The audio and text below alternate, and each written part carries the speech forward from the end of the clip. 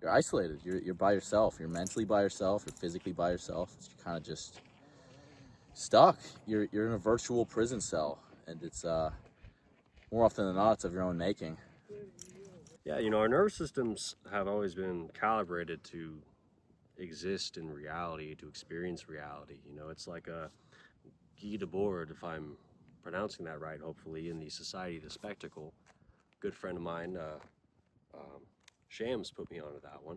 Shout out Shams. Shout out to Shams. You know, we're not living life; we're just spectating it. We're watching it. You know, everyone is living vicariously. It's why uh, it's become it's become a successful route to become a streamer or to become a YouTuber, is because there's just a mass market of people who live their lives vicariously. Yeah, and it's also difficult to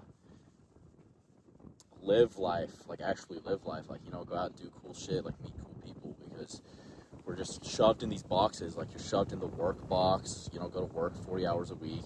You're stuck in one area. For most people, it's hard to do anything else. So you have to live vicariously through someone else. Like you can't just go ski on a mountain any day you want. You can't just like wander.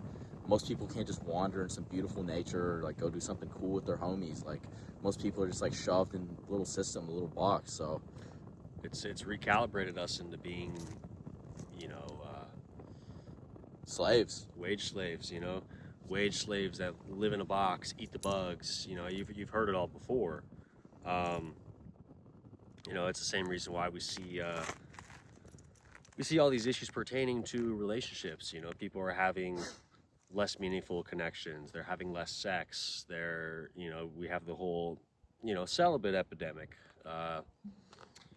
And all the while, you know, our minds are just being overloaded. You know, you walk into a grocery store. You know, I noticed this when I was out in Tennessee. I was out in a small town in Tennessee. I walked into a grocery store and I was kind of overwhelmed with that feeling that you used to get when you would walk into like a Blockbuster, or at least like the feeling that like we remember. You know how like now you see all these posts, all these thoughts of like, man, uh, 2007 just felt different.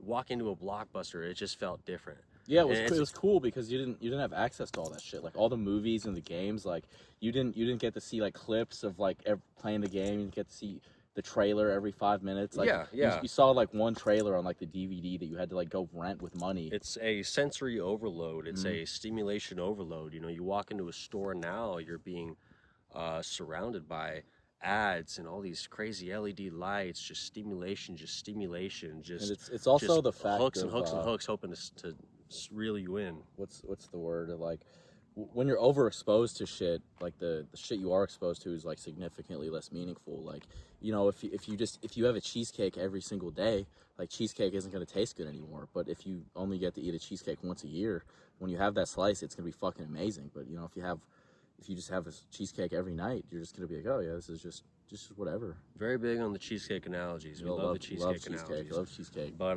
yeah, it's you know, and it desensitizes us. You know, it's just like how corn and cornography has desensitized the brains of many young men into being unable to pair bond and, you know, form real connections with Right. people, or to even just like hear certain words without their mind instantly jumping to something in the gutter. Right, like I live stream and I get so many. I crash out over this all the time. I get so many like sexual remarks and like, um, just like innuendos and shit like that. And it's just like I was hiking and someone like told me what they say. They were like, "Are you cruising?"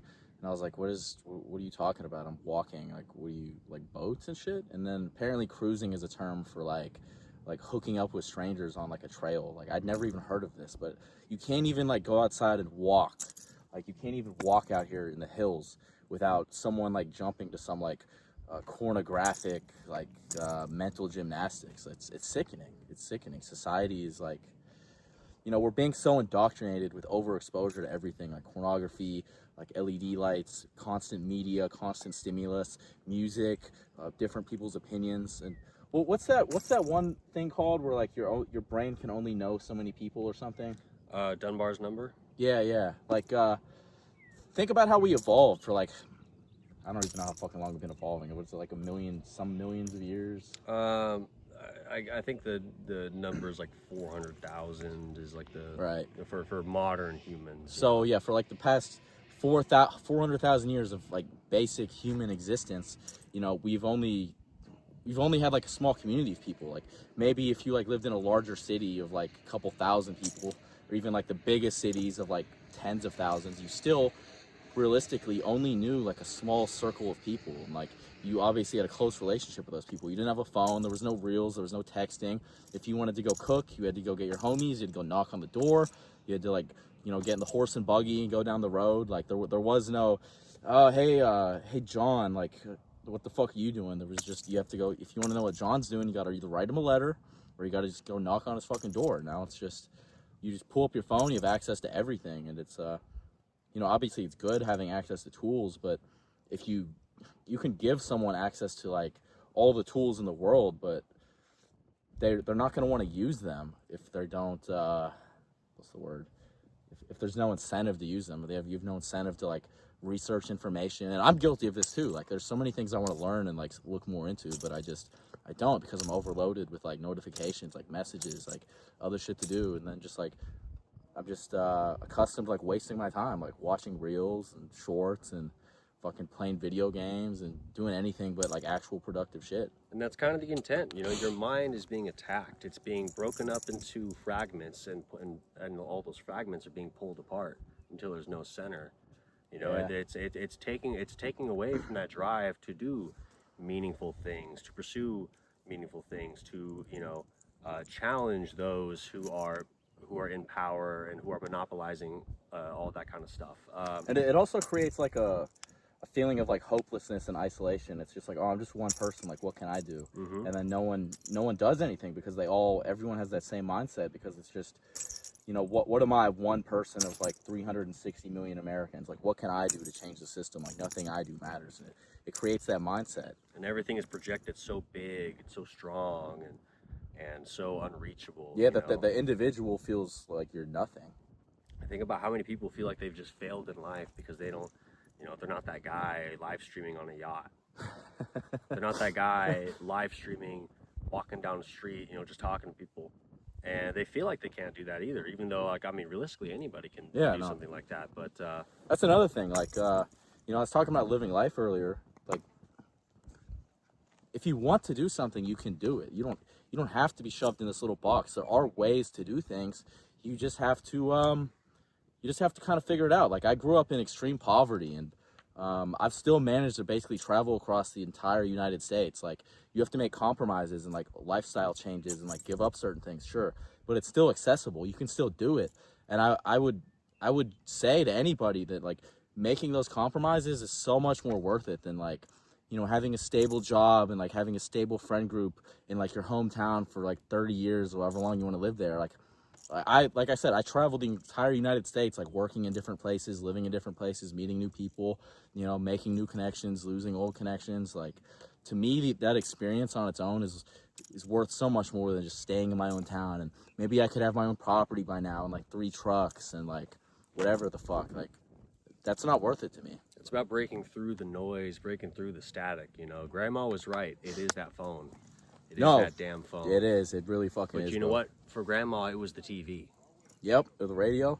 Dude, that's something I like when I trip is whenever I do like mushrooms or acid, I put my phone on, I either turn my phone off or put it on do not disturb.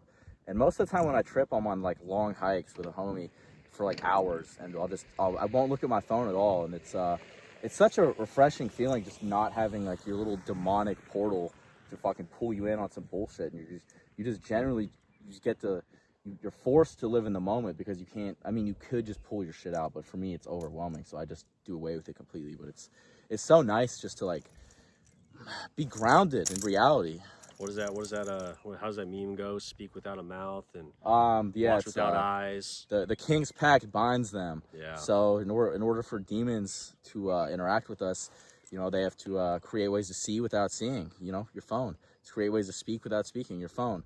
Create ways to hear without hearing. You're not actually connected to any of this shit. It's all digital slop being wired into your brain through a portal. Those connections that you have in life, that's worth so much more than like anything you know, that society wants to force on you. You know, having your 401k or your house or whatever, bro. I'd rather have my homies. Like I'd rather have my boy Callum right here. I'd rather have like real ass friends, and like I'd rather have all that shit and be broke and live in my car than have like some bullshit life going to work every day and just have a house and a 401k and like 3 trucks. Like I don't like connection and actually getting to live and experience the world and experience life. That's the whole point of being alive. Like, why are you alive if not to experience shit, if not to stimulate your nervous system? And I don't mean that in like a hedonism way, but in a way of actually experiencing life. Like, go new places, meet new people, you know, talk to that girl, like take the risk and get your nervous system fired, feel something. The whole point is to feel something. And, you know, obviously you can always fall into hedonism that way, like a lot of people do. Like, it's very easy to, but you have to, you know, as with everything, there's, what's the word? Caveats?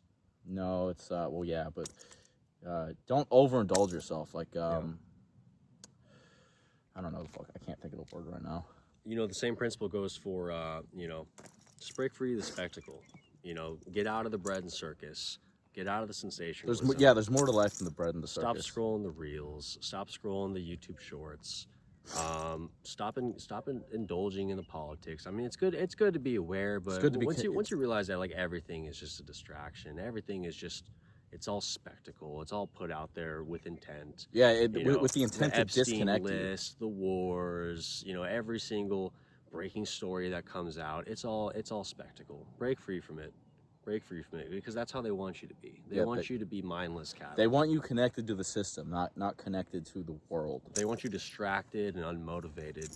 They want you pulled away from your truth and fragmented, broken up into a million pieces in a scurry, trying to gather them all together while they've got a screen right in front of your face. Participate in the rat race. Not literally, but participate in a way that's organic and not you know, chasing stimulation, chasing validation. I mean, yeah, you have to participate to a degree, like just to exist. You need money, and you need a place to live, and all that. There's a balance, you know. There's a real balance where, you know, you can disconnect yourself from the noise and continue on with something meaningful. You know, like your personal connections, your family, friends, love. All of that is so much more important than anything that could go on your phone.